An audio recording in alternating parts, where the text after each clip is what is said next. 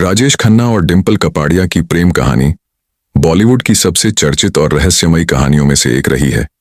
यह कहानी रोमांस, संघर्ष और अलगाव से भरी हुई है। राजेश खन्ना और डिंपल कपाड़िया की प्रेम कहानी, पहली मुलाकात और प्यार की शुरुआत। राजेश खन्ना, जिन्हें लोग फर्स्ट सुपरस्टार कहते थे, जब अपने करियर के शिखर पर थे, तब उनकी मुलाकात डिंपल कपाड़िया से हुई। डिंपल उस समय सिर्फ 15 साल की थीं और बॉलीवुड में एंट्री करने वाली थीं।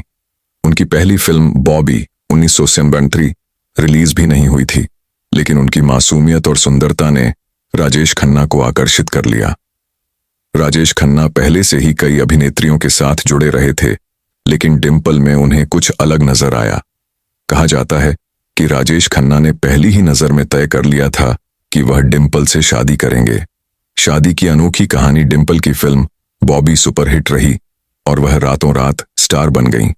लेकिन इसी दौरान 1977 में राजेश खन्ना ने अपने सुपरस्टारडम के रौब में डिंपल से शादी करने का फैसला किया।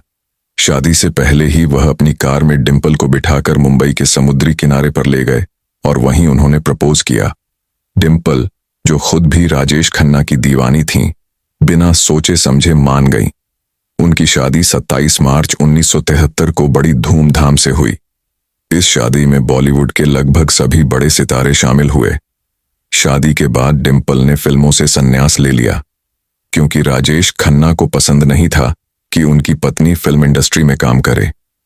शादीशुदा जिंदगी और रिश्ते में दरार। राजेश खन्ना और डिंपल कपाड़िया की शादीशुदा जिंदगी इतनी खुशहाल नहीं रही जितनी बाहर से लगती थी। राजेश खन्ना का स्वभाव बेहद अलग था।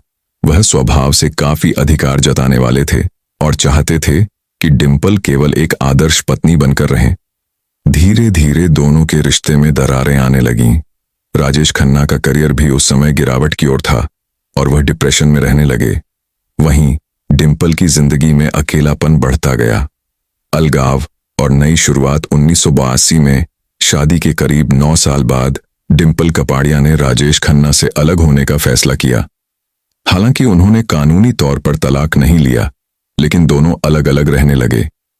इसके बाद डिंपल ने फिर से फिल्मों में वापसी की और सागर 1985 जैसी सुपरहिट फिल्में दी। उन्होंने अपने करियर को एक नई ऊंचाई दी। वहीं राजेश खन्ना अकेले होते चले गए और बाद के वर्षों में उनकी तबीयत भी बिगड़ने लगी। आखिरी वक्त और डिंपल की वापसी 2012 में, जब राजेश खन्ना की तबीयत बहुत ज्यादा खराब हुई, तब डिंपल कपाड़िया उनकी सेवा करने के लिए वापस आईं। उन्होंने उनके आखिरी दिनों में उनकी देखभाल की।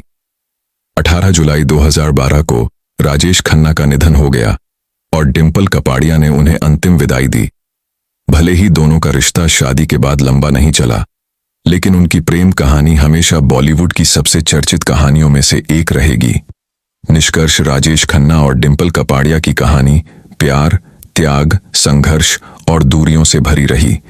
यह एक ऐसी प्रेम गाथा है जिसमें रोमांस भी था और दर्द भी। यह बॉलीवुड की सबसे चर्चित प्रेम कहानियों में से एक रही, जिसे लोग आज भी याद करते हैं।